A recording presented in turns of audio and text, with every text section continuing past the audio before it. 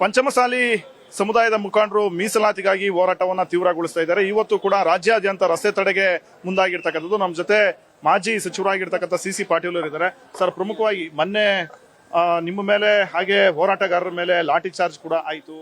ಈಗ ಇವತ್ತು ಕೂಡ ಹೋರಾಟಕ್ಕೆ ಕರೆಯನ್ನ ಕೊಟ್ಟಿದ್ರಿ. ಮತ್ತೊಂದು ಕಡೆ ಸರ್ಕಾರ ನಿಮ್ಮ ಹೋರಾಟಕ್ಕೆ ಈಗ ಪರ್ಮಿಷನ್ ಕೊಡ್ತಾ ಇಲ್ಲ ಅಂತ. ನಮ್ಮ ಹೋರಾಟಕ್ಕೆ ಈ ಸರ್ಕಾರ ಎಂದೂ ಪರ್ಮಿಷನ್ ಕೊಡಕ್ಕೆ ಸಾಧ್ಯ ಇಲ್ಲ. ನಾವು ನ್ಯಾಯಸಮ್ಮತವಾಗಿ ಪ್ರಜಾಪ್ರಭುತ್ವದ ತಳಹದಿಯಲ್ಲಿ ಹೋರಾಟ ಮಾಡೋದು ಪ್ರತಿಯೊಬ್ಬ ನಾಗರಿಕನ ಕರ್ತವ್ಯ.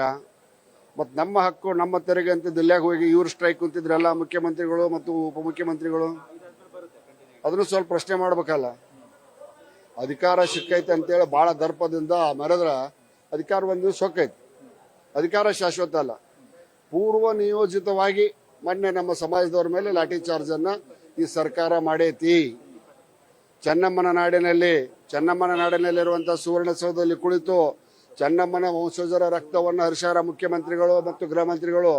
ಇದರ ಪ್ರತಿಫಲವನ್ನ ಶೀಘ್ರದಲ್ಲಿ ಅವ್ರು ಉಡ್ಬೇಕಾಕೈತಿ ಉಳ್ತಾರೆ. ಸರ್, ಗೋಲಿಬಾರ್ ಮಾಡ್ಬೇಕಂತ ಒಂದು ಪ್ಲಾನ್ ಮಾಡಿದ್ರು ಅಂತ ನಿಮ್ಮ ಸ್ವಾಮೀಜಿಗಳು ಒಂದು ಗಂಭೀರ ಆರೋಪ ಮಾಡಿದ್ದಾರೆ. ಆ ರೀತಿಯ ಒಂದು ಹಂತಕ್ಕೆ ಸರ್ಕಾರ ಹೋಗೋದಕ್ಕೆ ಮುಂದಾಗಿತ್ತ ಅಂತ? ಯಾವ ಹಂತಕ್ಕೆ ಬೇಕಾದ್ರೂ ಈ ಸರ್ಕಾರ ಹೋಗ್ಬೋದು. ಮೊನ್ನೆ ಅಷ್ಟೇ ಅಲ್ಲ, ಇನ್ನು ಮುಂದೂ ಹೋಗ್ಬೋದು. ಯಾಕೆ ಪಂಚಮಸಾಲಿ ಸಮಾಜದ ಮೇಲೆ ಇಷ್ಟು ಕೋಪ? ಏನ್ ನಾವು ಏನ್ ನಿಮ್ಮ ಅಧಿಕಾರ ಕೇಳಕತ್ತೀವ? ಏನ್ ರಾಜಕೀಯ ಮೀಸಲಾತಿ ಕೇಳಕತ್ತೀವ? ಬಡ ಮಕ್ಕಳಿಗೆ ಶಿಕ್ಷಣಕ್ಕೆ ಮತ್ತೆ ನಾನು ಸಮಾಜದ ಹರಿಕಾರ ಅಂತ ಹೇಳ್ತೀರಲ್ಲ, ಅಂದ್ರೆ ನಾವು ನಾವೇ ಜಗತ್ತಿನಾಗಿಲ್ಲ, ಈ ಭೂಮಿ ಹೋಗಿಲ್ಲ. ಪಂಚಮಸಾಲಿ ಹುಟ್ಟಿದ್ದ ತಪ್ಪಾಯ್ತಾ ನಿಮ್ಮ ಆಡಳಿತ ಒಳಗೆ? ಸ್ವಾಮಿ, ಪೂರ್ವಕ್ಕೆ ಹುಟ್ಟಿದ ಸೂರ್ಯ ಪಶ್ಚಿಮಕ್ಕೆ ಮುಳುಗಲೇಬೇಕು. ಈಗ ಪ್ರಮುಖವಾಗಿ ಜಾತಿ ಗಣತಿ ವರದಿಯನ್ನ ಅನುಷ್ಠಾನ ಮಾಡಬೇಕು ಅನ್ನೋ ಒಂದು ಒತ್ತಾಯವನ್ನು ಕೂಡ ಮಾಡ್ತಾ ಇದ್ದಾರೆ. ಮತ್ತೆ ಸಿಎಂ ಅವರು ಕೂಡ ಅನುಷ್ಠಾನವನ್ನ ಮಾಡ್ತೀವಿ ಅನ್ನೋ ಒಂದು ಇಂಟ್ರೆಸ್ಟ್ ಅನ್ನು ತೋರಿಸ್ತಿದ್ದಾರೆ.